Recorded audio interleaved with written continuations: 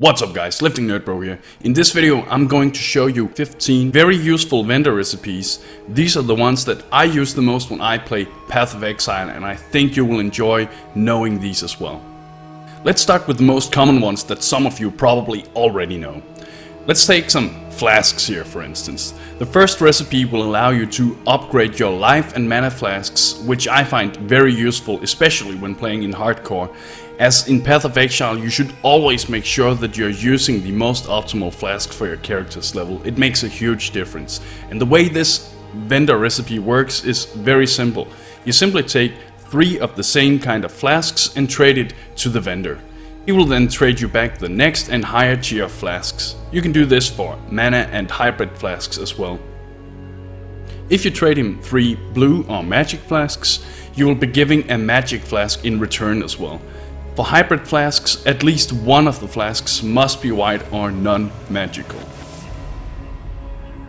The flask you get in return with this recipe is equivalent to the lowest item level of the flasks you traded him. Okay, so the next vendor recipe I'm going to show you also revolves around flask trading.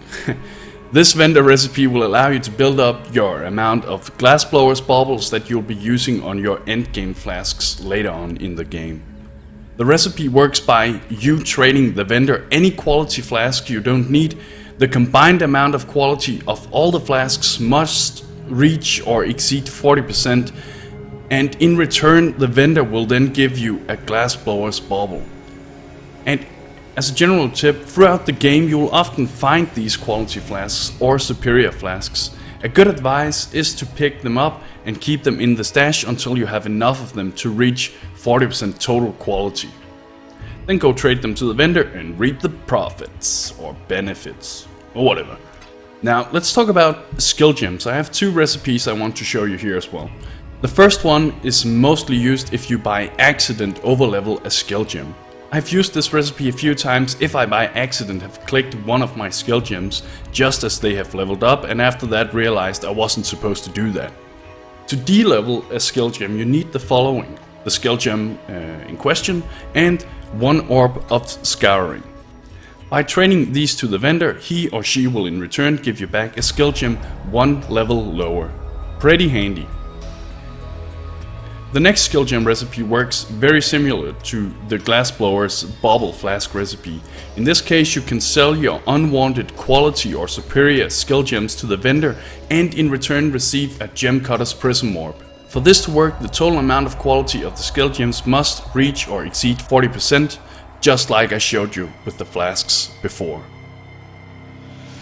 Remember that some quality skill gems can be worth a lot, and in some cases it is better to sell or trade them to other players than to convert them into gem cutters prisms. Okay, so now I want to show you 2 map recipes. And the first one is very simple. To upgrade and get a higher leveled map, you simply trade 3 of the same type map, and in return you'll be giving 1 map that is 1 level higher. This is a recipe you'll be using a lot when reaching later parts of the game, as you of course want to be farming or selling the highest level maps. The other map recipe basically allows you to exchange a map and either a stone hammer, rock breaker or a gavel for a cartographer's chisel. Again, this is of course a recipe you won't be using until later on in the game, but chisels are very useful when starting to do higher level maps to get the most out of them. At the time you'll be doing these high level maps, you won't be needing the low level maps anyway, and you're making a good trade by trading them in for cartographer's chisels. I should also note that if you like using chainsaws, then you should always use them on a gavel hammer, as it has the chance of becoming the mighty Thor's hammer Mjolnir. If that happens, you should of course keep that. If it doesn't, you can still use this now magic or rare hammer for the chisel vendor recipe.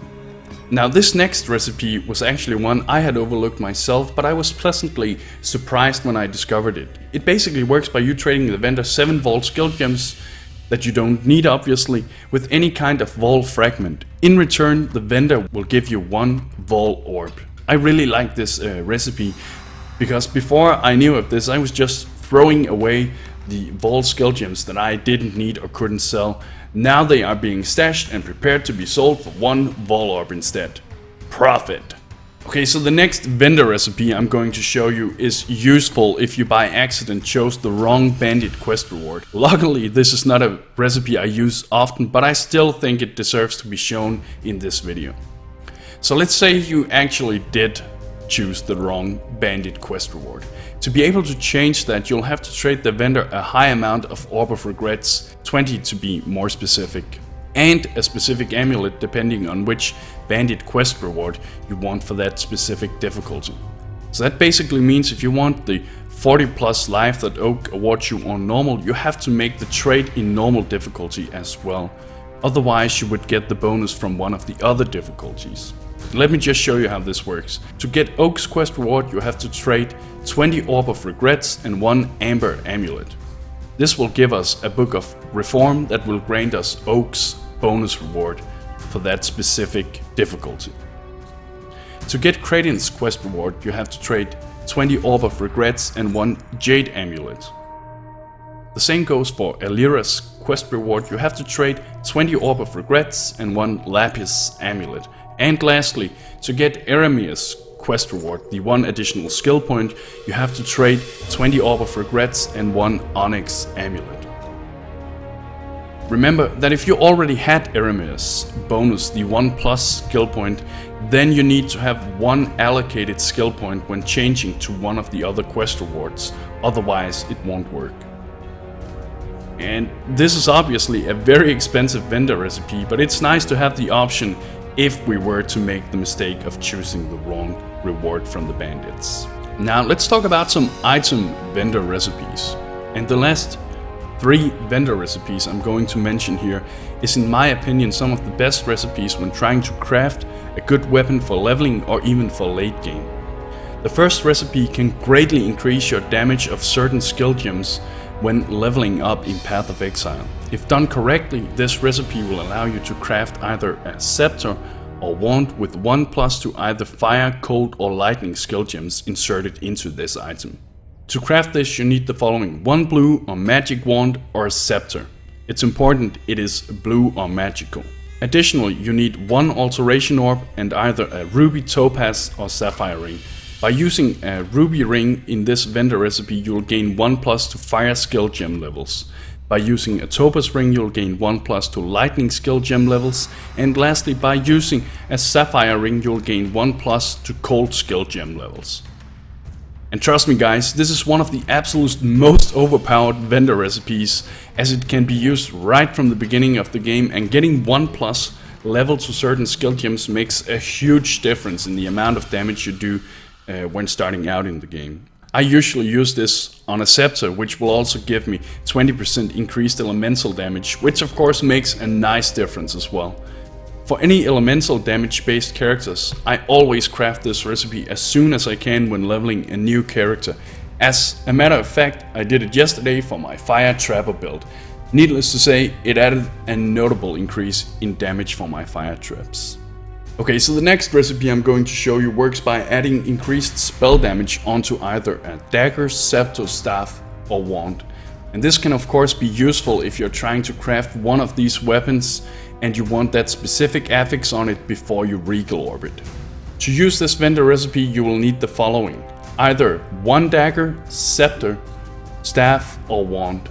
Additionally, you will also need a blacksmith's whetstone and either a normal magic or rare chain belt. Depending on the rarity and item level of the belt and weapon, the rolls will be different. A normal chain belt will provide less spell damage, while the magic will add more and the rare belt the most, as you can see here. Remember that if you're trying to roll the highest amount of spell damage, you need to make sure that the item you want to roll it on meets the required item level for it to be able to have that affix. The last recipe I want to show you closely resembles the spell damage recipe, but instead of adding spell damage, this recipe works by adding increased physical damage, and it works with any type of weapon. In this case, I'll be using a hammer as an example. To craft the increased physical damage affix onto the weapon, we need the following: a weapon, obviously, a blacksmith's whetstone, and either a normal magic or rare rustic sash belt. And just as with the previous recipe, the item level and rarity of the belt and weapon determines the amount of increased physical damage you're able to roll on the item. Again, remember to check to see if the item you're trying to craft has a high enough item level to craft the specific physical damage roll you're looking for. If playing self-found or you simply like to craft your items, these 3 vendor recipes are a godsend. Or a crescent. They do not only make leveling much easier, but they will also make it a lot less random when trying to craft a weapon that should suit a specific need. Actually, there is one more recipe I want to show you. For some reason I had forgotten about this, even though it is one of the recipes I use the most. It is the Chaos Orb recipe. And the way this recipe works is that if you have a full set of gear or items like a weapon, offhand, helmet, body armor, belt, gloves, boots, amulet and 2 rings that are all above item level 60, then you can vendor this set and get a Chaos Orb in return. And this is a very efficient way to make some good currency in a new league. Just remember that the items have to be above item level 60. If all of these items were unidentified, you would instead of 1 Chaos Orb get 2 Chaos Orb from the vendor. Additionally, if all these items were above item level 75, you would instead of a Chaos Orb get a Regal Orb or 2 Regal Orbs if the items were sold as unidentified. And if you only have the capacity to remember one recipe, then I highly suggest you remember this one. Now go do some party farming and get those Chaos Orbs. And those were the 15 pretty awesome recipes I wanted to show to you guys.